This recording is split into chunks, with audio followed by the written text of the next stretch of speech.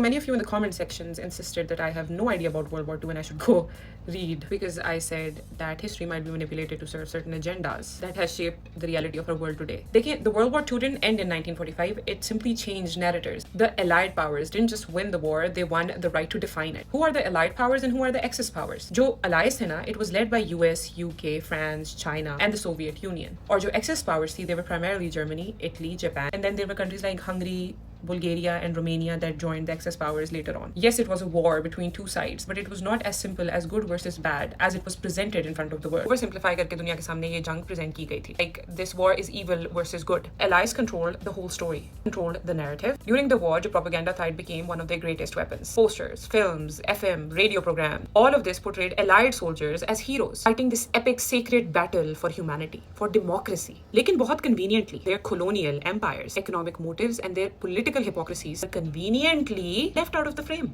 You know, during World War II, a very large part of the world was still colonized. जिसमें हमारे पास South Asia जाता है, Africa जाता है, like several regions of the Middle East were being controlled by these Western powers.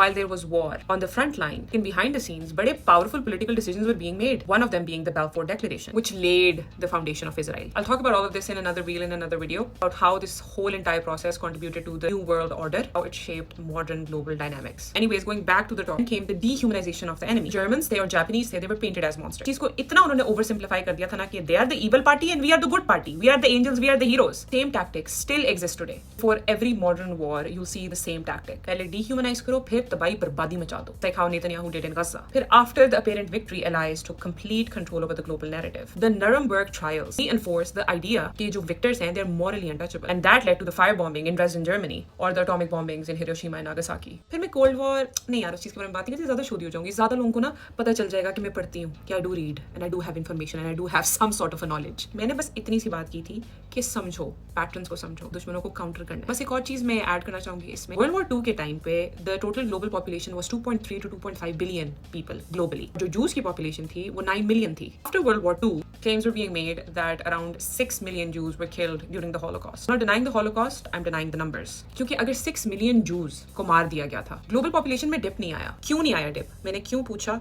आप लोग सटे आ गए. I didn't glorify at all. I just said that maybe it's not the complete truth. If that makes me dumb and if that makes me a jahil, then fine. I'll proudly be the dumb who actually thinks. Baki, I'm not here to convince anyone. I'm here to speak. If you get it, you get it. If you don't, well, stay wallahi comfortable in your bubble. I don't care.